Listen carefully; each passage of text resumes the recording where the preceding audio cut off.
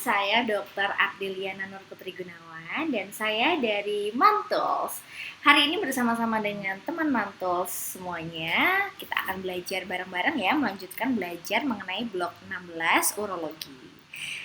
Nah, sebelumnya teman-teman, apakah teman-teman itu sudah tahu apa itu Mantools? Nah, iya, jadi Mantools Bimbel ini adalah bimbingan pelajar preklinik kedokteran pertama di Jogja dan sudah berdiri sejak tahun 2018 dan telah mengajar lebih dari 200 siswa.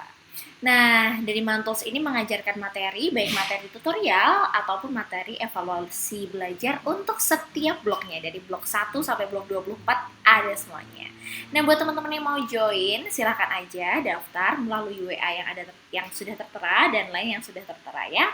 Nah, bagi yang udah di tengah-tengah blok terus pengen karena merasa kesulitan ya tentang blognya, itu boleh banget untuk join karena nggak pernah ada kata terlambat untuk daftar Mantools ini.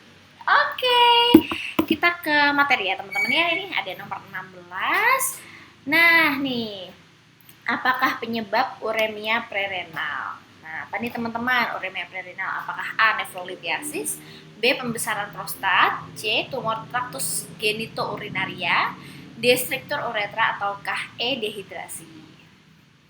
Apa kira-kira?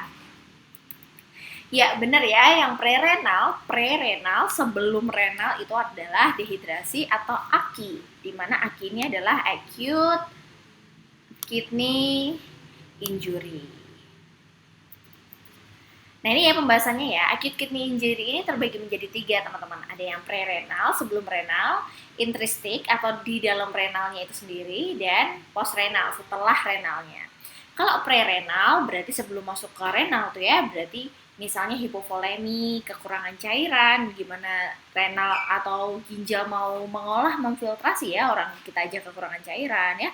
Kemudian ada decrease cardiac output, penurunan cardiac output, ada penyakit CHF atau congestive heart failure, gangguan liver, kayak gitu ya, itu sebelum masuk renal. Nah, intrinsik itu saat di renal, itu penyakit yang ada di dalam renalnya ya, misalnya glomerulonefritis ya, kemudian tuberculous and intestinum, vaskulitis, kayak gitu ya, malignan hipertensi, jadi yang benar-benar berada di ginjalnya.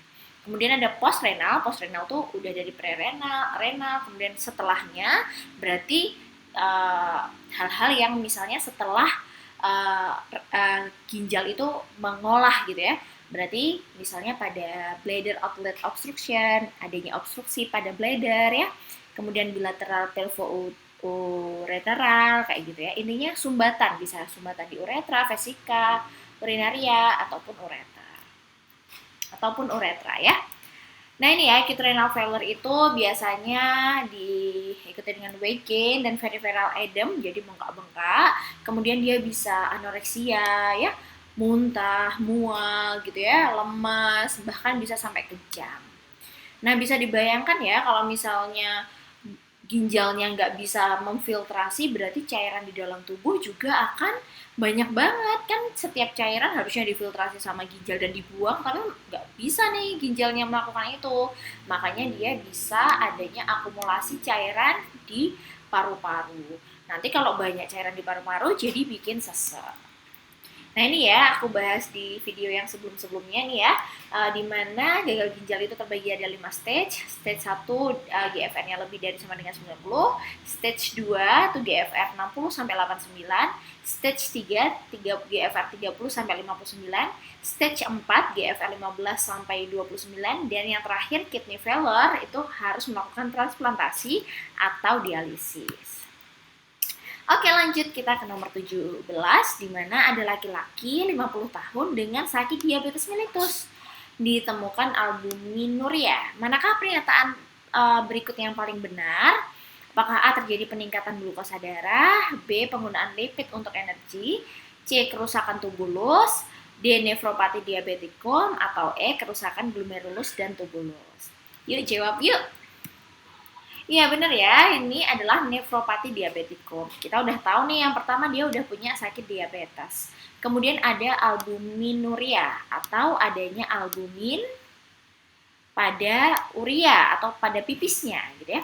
Albumin itu harusnya kembali lagi ke tubuh gitu ya untuk melakukan pekerjaannya gitu ya, tapi ini malah dibuang sama ginjal gitu ya. Itu akibat komplikasi dari diabetes itu sendiri, yaitu nefropati diabetiko.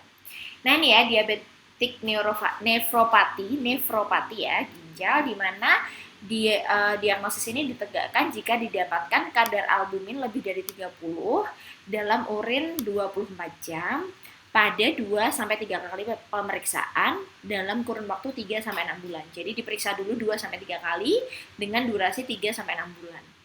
Nah, penepisannya harus dilakukan segera untuk menegakkan diagnosis diabetes mellitus itu sendiri, dan jika albuminurianya masih kurang 30 itu bisa dilakukan evaluasi setiap tahun.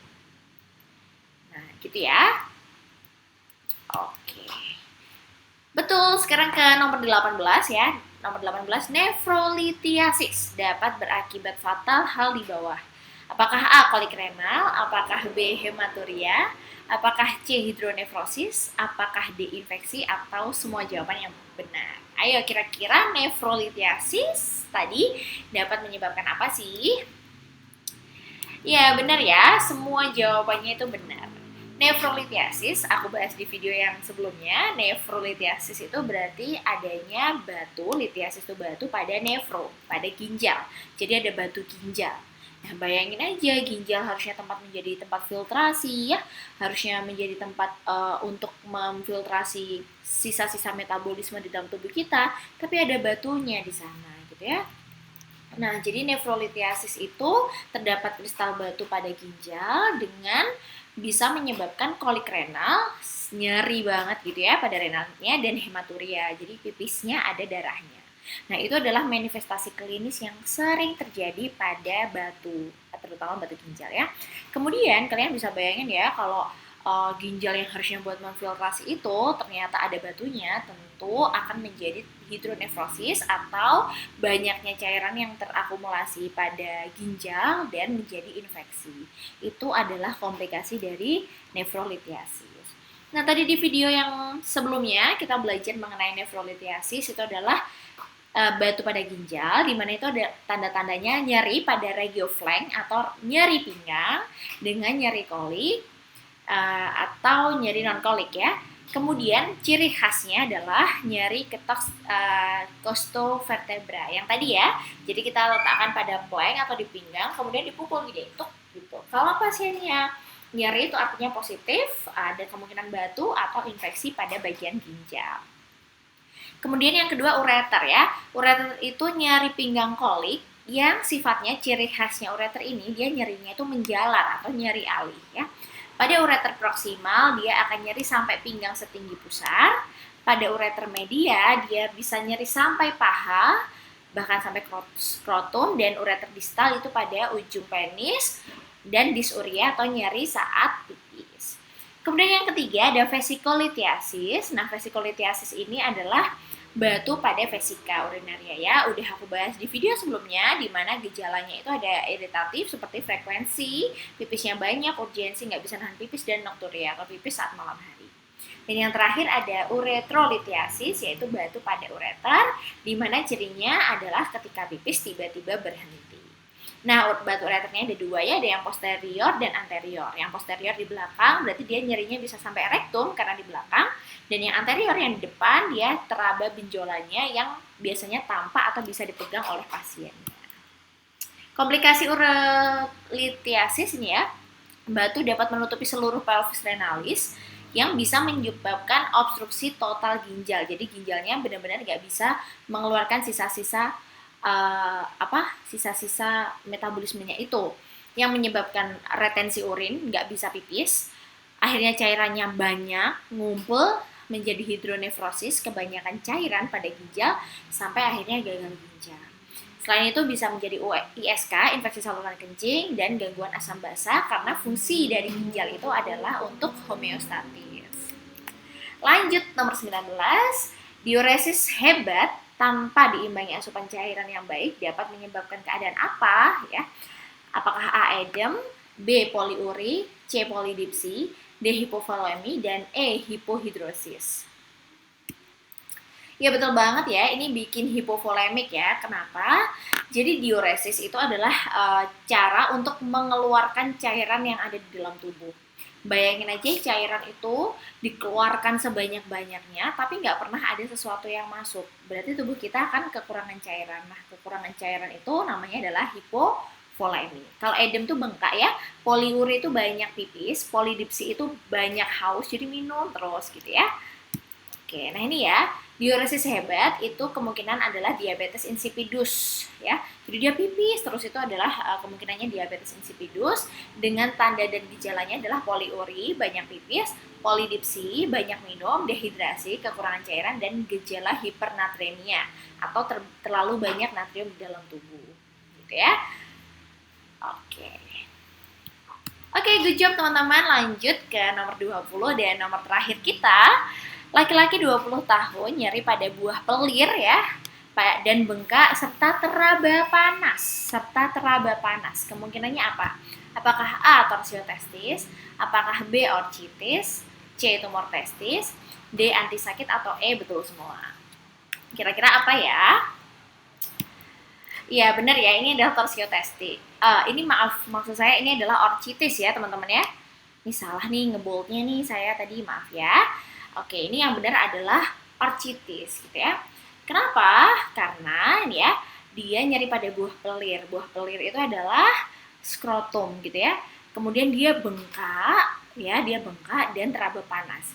Ingat ya teman-teman, kalau ada gejala inflamasi seperti bengkak, nyeri, panas kalau dipegang kayak gitu ya. Kemudian berwarna merah itu adalah tanda-tanda inflamasi ya.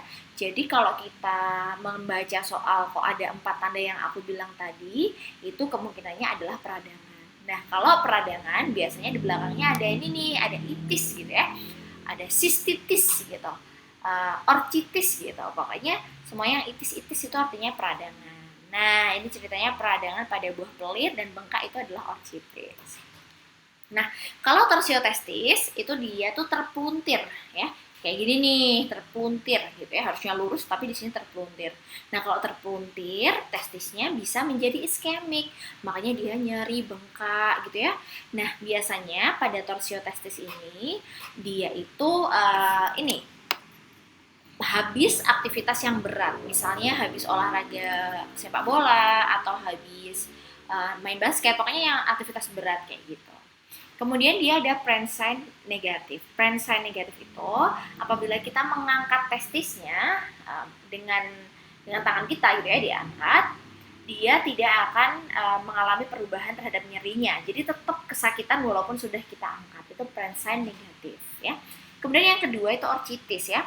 Orchitis itu ada riwayat demam dan biasanya adalah komplikasi atau komplikasi dari mumps.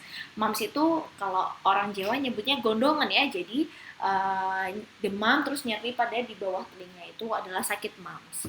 Kemudian yang terakhir tumor testis, di mana tumor testis itu masa tidak nyeri dan juga tidak demam. Oke teman-teman, terima kasih ya sudah join di materi blog 16 urologi. Senang banget teman-teman bisa bareng-bareng belajar.